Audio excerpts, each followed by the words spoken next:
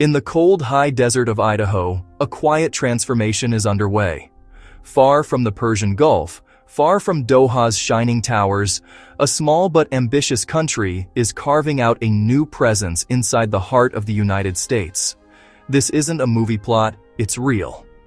In 2025, Qatar began building its own Air Force training facility inside a U.S. Air Force base.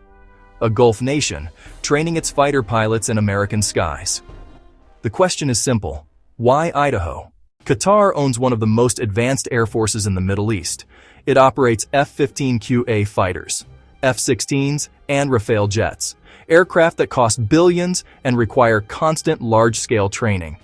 But Qatar's geography is small. Its airspace is limited. The country can't safely conduct the same high-speed, long-range, live-fire exercises that the U.S. or larger nations can. To solve this, Doha turned to Washington. The result was a deal allowing Qatar to establish a permanent training detachment inside Mountain Home Air Force Base in Idaho. The agreement was finalized between the U.S. Department of Defense and the Qatari Armed Forces. It gives Qatar a dedicated area within the base to house aircraft, pilots, and support teams. Officially, the facility will remain under American control, but the Qatari contingent, around 300 personnel, will live and train there full-time. It's designed to host up to a dozen F-15QA fighters. These are among the most advanced versions of the F-15 ever built. Equipped with digital cockpits, fly-by-wire controls, and extended-range weapon systems. The mission is not only to teach pilots to fly, it's to teach them to fight together with U.S. forces. Every flight, every sortie, every debrief connects to a shared doctrine: interoperability. Qatari crews will fly alongside American pilots from the 366th Fighter Wing, learning advanced air combat tactics, electronic warfare operations, and joint mission planning. Training will include desert-to-mountain transitions, night operations, and multi-jet coordination. The Idaho skies will become an extension of the Gulf. Why would the United States open its doors this way? Because the U.S. and Qatar have shared defense interests that run deep.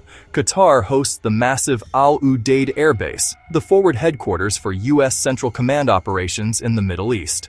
American bombers, tankers, and reconnaissance aircraft all operate from Qatari soil. Allowing Qatar to train in Idaho strengthens that alliance in reverse. It ensures the pilots flying those same U.S.-made jets are trained under American systems, tactics, and maintenance standards. It's a mutual investment, not just in hardware, but in trust.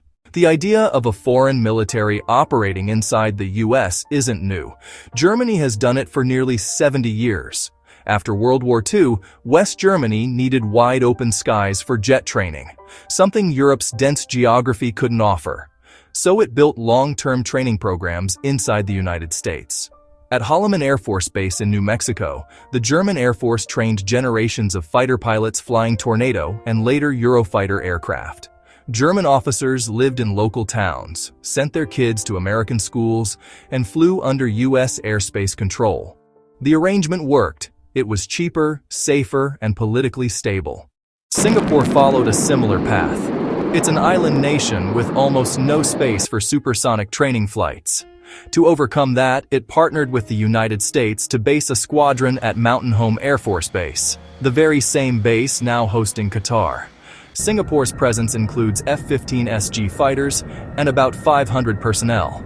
They operate under a bilateral training agreement that's been active for more than a decade. The success of that program helped convince Washington that Qatar could integrate into the same framework: proven, disciplined, and safe. When news broke that a Gulf nation would have its own facility in Idaho, reactions were mixed. Some local residents worried about sovereignty, the idea of foreign flags on American bases. Others questioned whether it signaled deeper military entanglement. Defense officials clarified quickly: Mountain Home remains fully American. No foreign power owns or controls land there. Qatar's facility is part of a structured training alliance governed by U.S. command authority and U.S. law.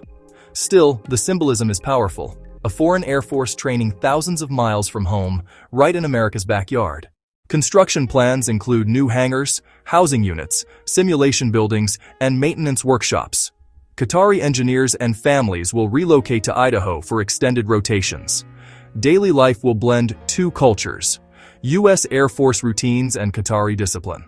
English will remain the language of command. The training will run year-round, using Idaho's varied climate, cold winters, dry summers, to prepare pilots for diverse combat conditions.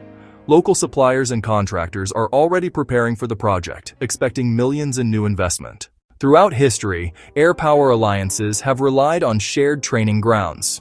In the 1950s, Canadian and British pilots trained in the U.S. under the NATO Flying Training Program. In the 1970s, Iran, before the revolution, sent its F-14 pilots to Texas for instruction on American soil.